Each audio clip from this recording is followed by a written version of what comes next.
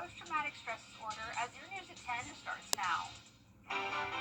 Live from Television Park, this is WJBF News Channel 6 at 10 on BTV.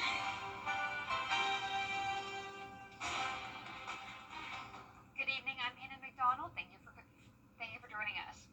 Coverage you can count on begins with June being PTSD Awareness Month, and I had the chance to speak with a mental health counselor at VA Augusta to learn more about the importance of seeking help. Around 7 for schools. The Corps of Engineers is getting extra help with hurricane cleanup at Clarks Hill Lake. Since September, the Corps has only been able to use the district's operation and maintenance funds to open boat ramps and access points. But now there's federal money to clear debris on the roads, trails, and parking lots. We're going to go back to the agency, the Corps of Engineers. Once we've been able to gain access to those areas, do a thorough assessment, get a general idea of the cost, then we'll return back to the Corps to request those additional funds to make those repairs. The funding does not cover repairs to restrooms, campsites, and docks, so the park will need more money from the Corps. The goal is to move most debris to drop-off sites by the end of the year. Well, it's time now for a first look at the weather with Chief Meteorologist Jenna Petracci. How's the weather looking today, Jenna? Well, it was hot for this first day of summer. I hope you were out and about enjoying the first day of the new season, but if you were, hopefully you stayed cool because it was definitely hot. And even though the humidity was lower, it was still feeling like those low to mid 90s. But the summer solstice is actually at 10:42, so technically it's still spring for around 40 more minutes. The summer solstice officially occurs when the sun is directly over the Tropic of Cancer, and it is also the longest day out of the year. The sunrise today was at 6:19, the sunset was at 8:40, and it's when the Earth's axis is tilted right towards the sun. So right now on our Terry Lambert Hyundai Skyview cam outside the station, it is a nice dry night. Our almanac shows that we had a high of 93 and a low of 69, so near average temperatures today. And right now we're in the upper 70s through lower 80s, 82 in Augusta and 77 in Aiken. You can see a high pressure moving into the area. That is going to keep us mostly dry as we head into the weekend. So looking ahead here, just a 10% chance of rain and getting even hotter by Monday. I'll have a look at the next 10 days coming up, and back to you, Hannah. Thanks for that, Jenna. Well, one person is in jail in connection with a murder in McDuffie County. 31-year-old Tashawn Boyd is charged with murder in the shooting death of 41-year-old Michaeline Lowe. Investigators say it happened last night during a fight in front of a home on Bussey Avenue in Thompson. The GBI and the Thompson Police Department are investigating. Higher temps are prime time for snakes to come out. Some common ones in our area include copperheads, cottonmouths, rattlesnakes, rat snakes, and blue snakes. They'll usually hide in piles of leaves or sticks or in bushes. The best thing to do is remove those piles so you won't have them in your yard. If you do see one, here's a way you can tell if it's venomous. In general, your venomous snakes look, like I said, like bodybuilders. They're thick, they just look kind of mean. They tend to be shorter. The long, skinny ones, in general, are the non-venomous snakes that we have. So you have a number of garden snakes, black snakes, those kinds of things. King snakes, which are great snakes. They eat the rattlesnakes. So a lot of those you'll see around. If you do encounter a snake, back away slowly. If one bites you, wash the area, call the poison center, and get medical help right away. Do not use ice or a tourniquet. Summer is also the time when area animal shelters see their highest number of homeless pets. The Aiken County Animal Shelter is among those at full capacity. More than 500 homeless pets have arrived since the beginning of May. Tomorrow there will be a special event at the shelter with free adoptions to help find forever homes for the cats and dogs and ease the overcrowding at the shelter. Right now we have people lining up at the gate with baskets of kittens. We have litters of puppies coming in and so many stray dogs. We're having a lot of Great Pyrenees, a lot of Australian Shepherd mixes, cattle dogs. We're getting everything shepherds. So we have a little bit of everything. So we're hoping to get people who are considering going to breeders to get puppies to really consider coming here. If you're looking for a new furry friend, the free adoption event runs from 11 a.m. until 1 p.m. tomorrow at the shelter on Wire Road. We'll have all the details at WJBF.com. Well, today is an important day for us here at News Channel 6. It's our parent company Nextstar's Founders Day of Caring, a time to pause to help a local nonprofit. Isabella Moody has the story. Nextstar's Founders Day of Caring is a company-wide initiative to help local nonprofits. WJBF employees partnered with the Ronald McDonald House Charities of Augusta. It's very locally oriented where the stations decide what charities or communities or nonprofits they want to support, form their own teams, and then go do their service work. So it's a very bottoms-up approach to say thank you to our local communities. WJBF's own Brad Means and Jenny Montgomery volunteered at the Children's Hospital of Georgia with the Ronald McDonald House Charities' new hospitality cart. It's one thing to talk about it from a news desk, but it is another thing to be in the middle of what this great organization does. The Community Foundation for the CSRA helped the Ronald McDonald House create the hospitality cart after Hurricane Helene. The cart provides personal care items, snacks, books, toys, and more to patients at the Children's Hospital of Georgia. The Community Foundation is just super excited to have had the opportunity to support this initiative. It was birthed through the needs of the families in the hospital identified shortly after Hurricane Helene. The items given to those patients were donated by the community. They were packed up at our television park studios and delivered to the Ronald McDonald House by WJBF staff. Today has been such a fabulous example of the way in which we are able to draw upon the compassion of our community to come together and provide essential services that remove barriers and strengthen families and promote healing whenever a child needs health care. The Ronald McDonald House currently provides the hospitality cart 3 times a week, but the hope is they can soon have it there more frequently. If you would like to volunteer, you can find that on WJBF.com. If you want to go beyond just doing a volunteer duty and checking a box, if you want to make a real connection, I think Ronald McDonald House would be an awesome choice.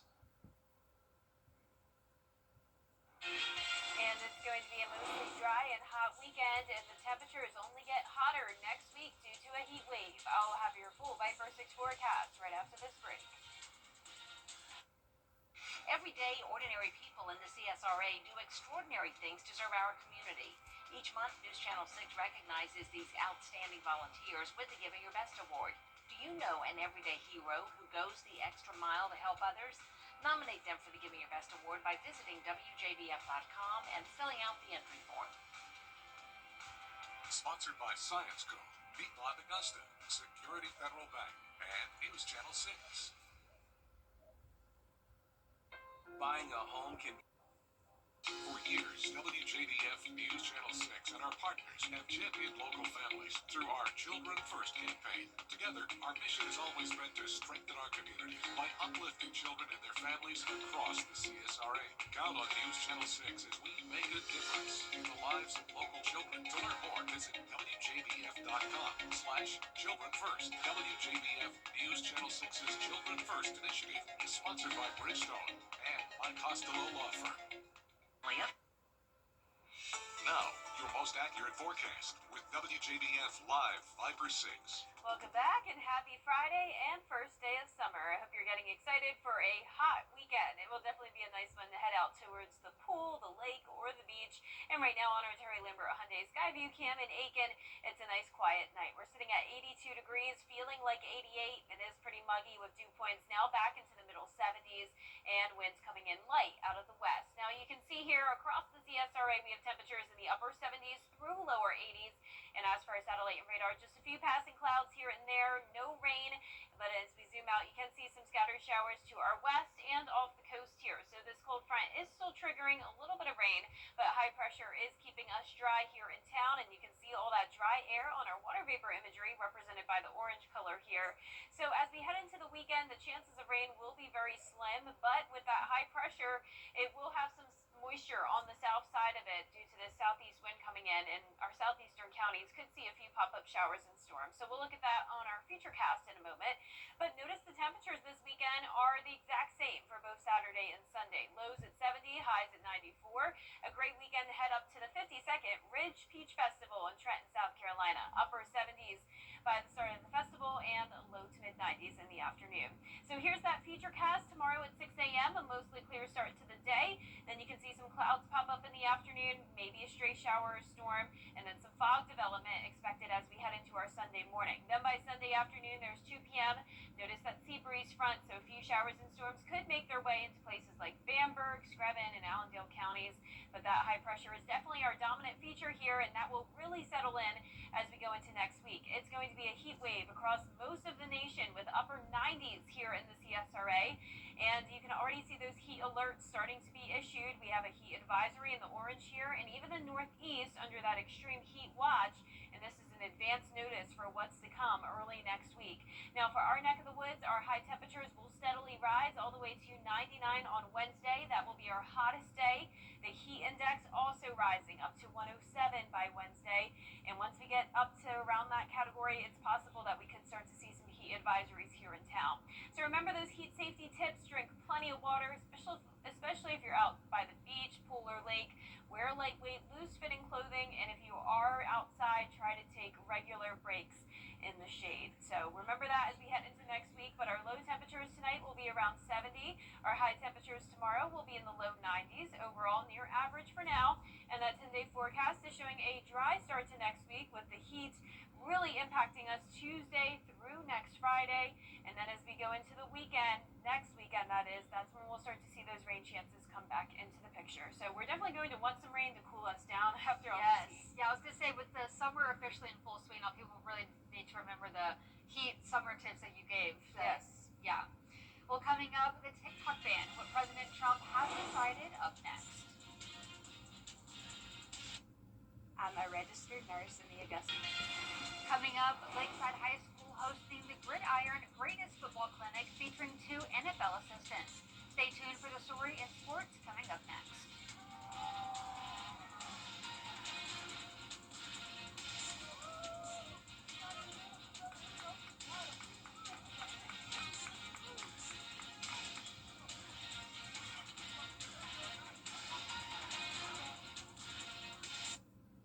In the heart of the CSRA, the Georgia Cancer. A serious accident creates a lot of right now problems. You're worried about your injuries, the medical bills, and whether you'll get stuck paying for it all.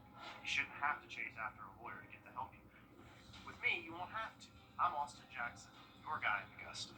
If you've been injured, my team will get to work right away, and you don't have to pay us anything unless we get money for you. Injured? Call Austin Jackson, the Augusta guy. 706-724-7224. I'm News Nation's Robert Sherman.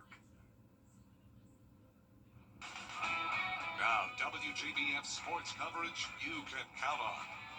Well, for a few hours, a hot summer day in June felt like a high school football Friday at Lakeside High School this evening. Over 100 first through 8th graders flooded the Lakeside football field Friday night in the first Gridiron Greatness Football Clinic, a one-day clinic put on by former Augusta area football stars and current NFL coaches Brian Bratton and Brandon Lynch. Now, the two were former rivals in high school, Bratton playing for Lakeside and Lynch for Hepzibah, now competing against each other as NFL coaches for the Indianapolis Colts and Cleveland Browns, respectively. But it was a natural thing for them to team up and give back to their hometown football community. We came up with this idea on the sideline when the Colts played the Browns 2 years ago. We said, let's go back home and do something, and here we are. Then we talked about it during the combine this year, and then we finally just put it all together and said, we're going for it, and here we are. So it's an area that's rich with talent. It's guys that really need opportunity. It's guys that really need to be on the forefront so that they can really be on stage. We really want to give these guys the first platform to understand what it means to really be tough and competitive. Now, the Augusta Green Jackets seeking their 4th consecutive win, taking on the Lynchburg Hillcats.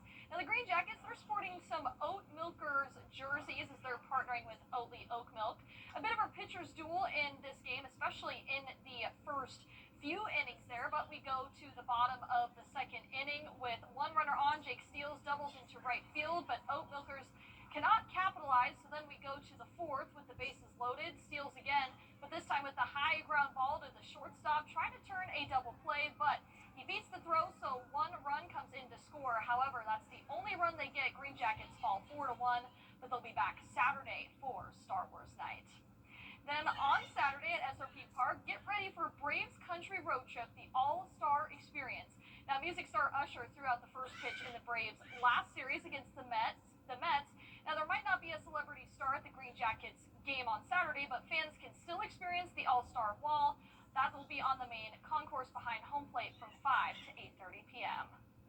Now, speaking of the Braves, Didier Fuentes got called up to the big leagues, making his major league debut as a 20-year-old. Now, that name may sound familiar because he spent the last 2 seasons with the Green Jackets. On top of his 3 strikeouts in 5 innings, his dad, who flew in from Colombia to watch him play, he caught a foul ball. However, the Braves, they take the loss to the Marlins. That's it.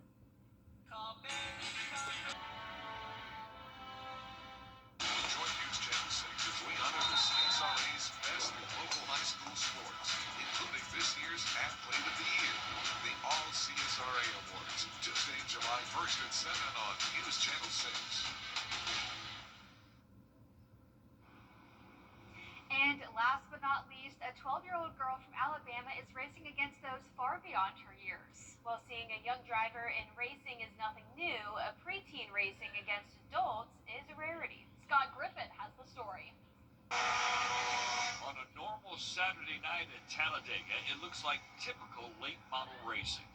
But a closer look reveals 12-year-old Rayanne Gibbs racing side by side with grown men on a journey that began with a stored go-kart in Weaver, Alabama, that her older sister tried, but was bored with. Race grades were not good. She said, if I make good grades, can we pull that out this summer? And her dad didn't think she was able to do it, and she managed to do it, so he had to fill his obligations and get it out and get it ready. Rayanne started in go-kart racing and dominated, and even survived this. Here's the white flag, always around!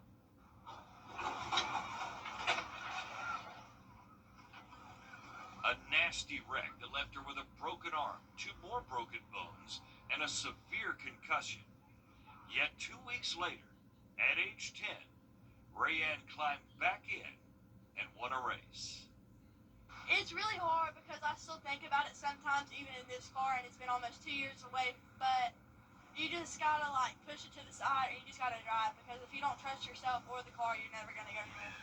I have more fun helping her achieve her goals and watching her. Now, it's a nervous wreck, don't get me wrong, but man, I love it. I love watching her, the excitement in her face when she does good. I love, even when she has a bad night. I mean, that all those emotions, I enjoy it. Now, early in her second year of late model racing, Rayanne already has 2 heat wins while still learning and proving she belongs. Saturday, she qualified 9th out of 26 cars. They're all grown adults, and it's hard sometimes because they have tempers, but I cannot drive them. It's amazing when you think about the fact that 12-year-old Rayanne Gibbs is 3 years away from being able to have a permit to drive on the streets. But out here on the tracks at Talladega, she certainly belongs. Reporting from the dirt tracks at Talladega, Scott Griffin. Wow.